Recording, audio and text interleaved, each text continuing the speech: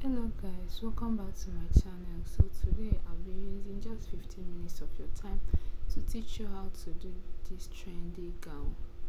Yeah, it's very simple. It's very simple. Just pay close attention to what I'm doing and then follow it and you will get the exact results.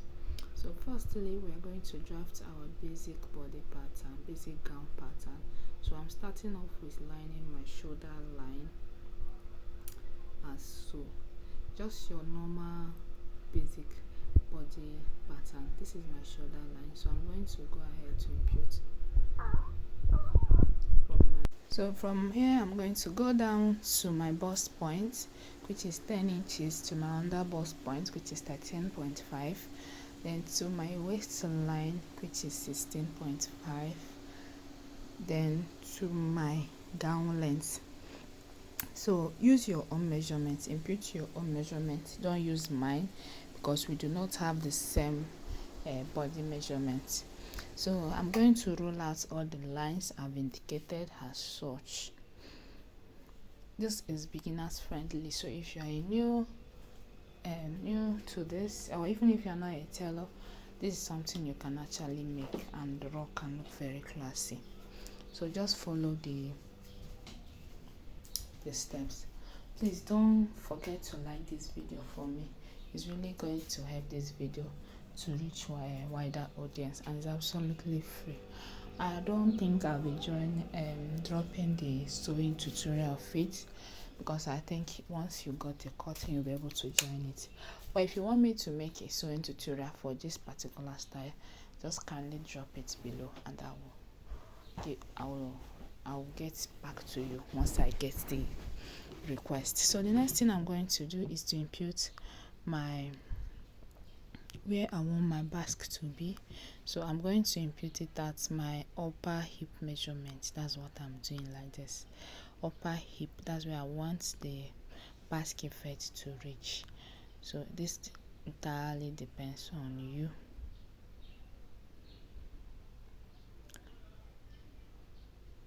That's my hip line, and that's my hip line. I'm still going to come up and then to my upper hip. So the next thing I'm going to do is to impute my vertical measurement. My shoulder measurement is 16 divided by 2 is 8. So I'm going to impute it. I'm going to come and do my shoulder slant of 1 inch. I'm not going to end up using this thing, but this is the basic body pattern that we'll be needing to get what we want. So I'm going to do my shoulder slant. Then I'm going to go ahead and do my armhole. My armhole measurement is your bust divided by 6 plus 1.5. My bust is 40. 40 divided by 6 is 4. 5 plus 1.5, that's 6.5. That's what I'm doing here. Then I'm going to come here and still measure my 8 inches, which is my across front, and then impute the measurement as so. And I'm going to connect the line and find the midpoint. The midpoint of 6.5 is 3.2. So I'm going to find the midpoint, and then I'm still going to trace the back armhole first before tracing the front armhole. So if you are going to be needing just this for your basic gown measurement for beginners, this is how you do the back armhole. Then you come in by half an inch and then connect from with this roller like this, you see. So the front armhole is deeper than the back armhole because of your bust, and that is it. So the next thing we are going to do is to impute our bust measurement divided by 4. That is 10 inches for me. Then my under bust measurement is 33. 33 divided by 4 is what I'm going to be imputing here.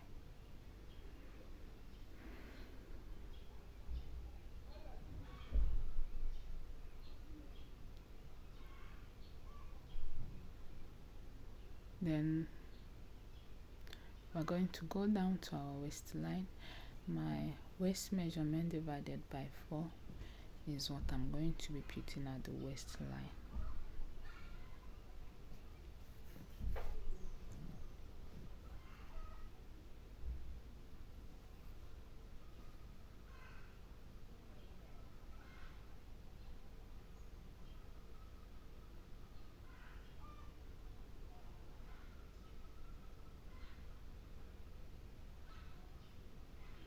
So the next thing we are going to do is to impute our hip measurement. My hip measurement is 41. 41 divided by 4 is what I'm going to be imputing. Then I'm going to connect the line down to my hemming line.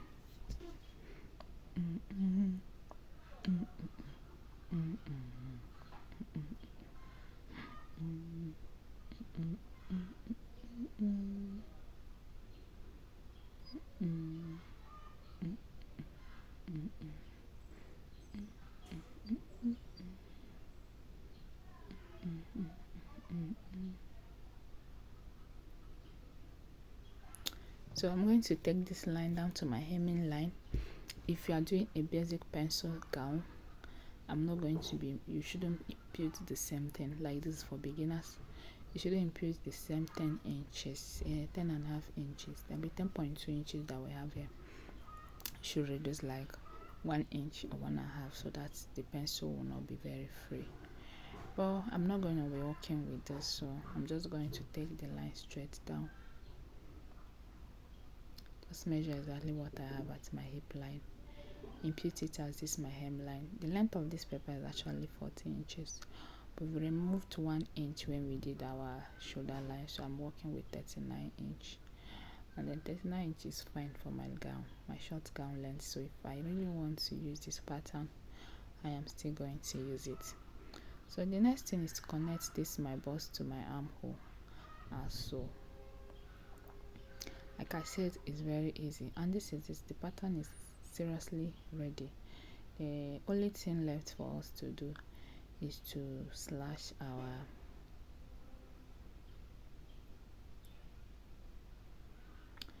measure the neck, from the nape of our neck, that's the bone in your neck area, to where you want the sleeve to be. So you are going to be extending this shoulder line. I want the length of this to be 26 inches, so I'm going to be extending this line to 26 inches. Yep, I really want when you run it so that it will be full, because if you have enough fabric, why not? So I'm going to be using my ruler to extend it. Mind you, this armhole is not going to be used. This armhole that we drafted here, we're not going to be needing it for this pattern.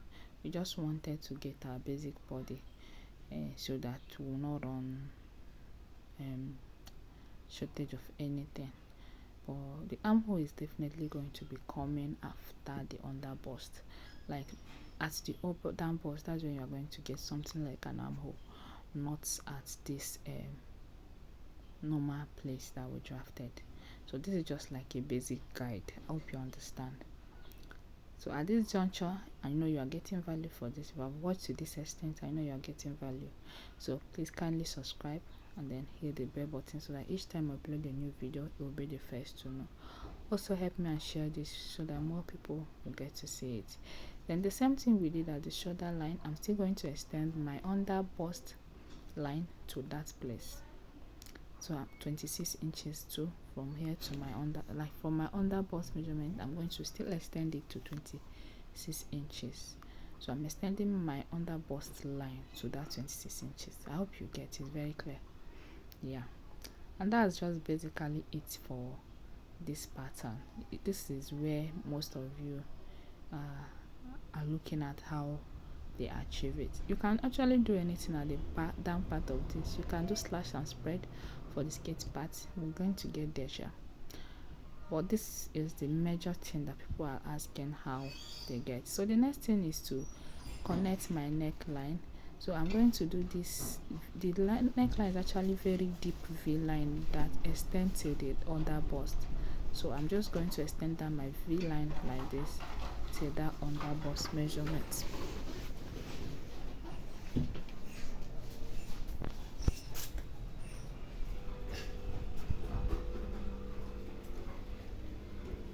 Just like this.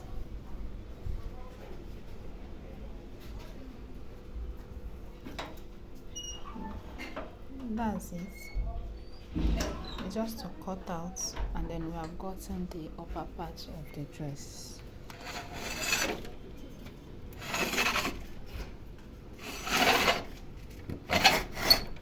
Please ignore the noise at the background. I'm trying to attend to something.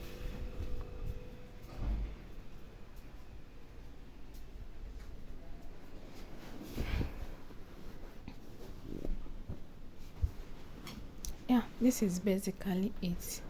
The upper part of the ruched dress is ready. It's very much ready, and this is so beautiful. I made a dress, a top with just this pattern. I attached something at the, because I used 1 inch and I was rushing out. I needed a top. I just rushed out and made it, and it was very beautiful. I got a lot of compliments. I think you should try it and then come back and tell me if you got it. It was easy to get or not. And this is it. Exactly. That's where the armhole might be coming out from. So the next thing is to work on the basque. So how long do you want the basque and where do you want it to stop? So now it's starting from the underbust measurement. So we are going to be going deep down the waistline. So you can start by doing from your underbust to your waistline, which is small. Then I'm going beyond now, that is to my above hip line. That's where I want the basque effect to stop. So I'm going to be imputing my above hip measurement, upper hip measurement divided by 4 here. So I'm going to be doing 38 divided by 4. Then I'm going to be imputing it here.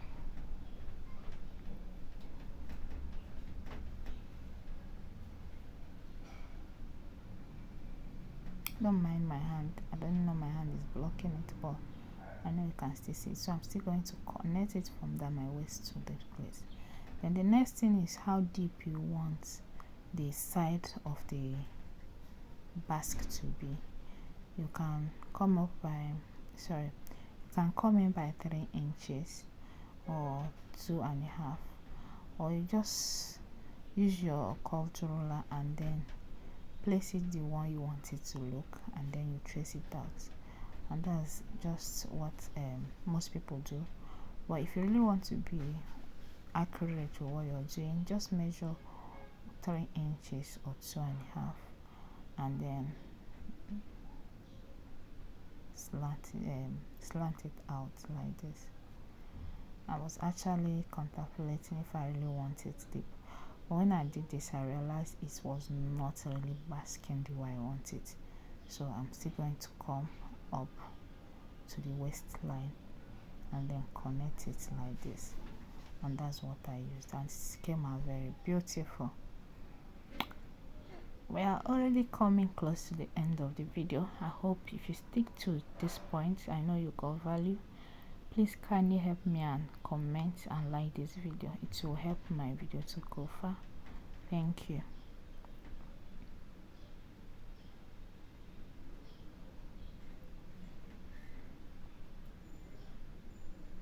This is what I did before. I just wanted to show you. See, so it was not really what I wanted. So you can still come.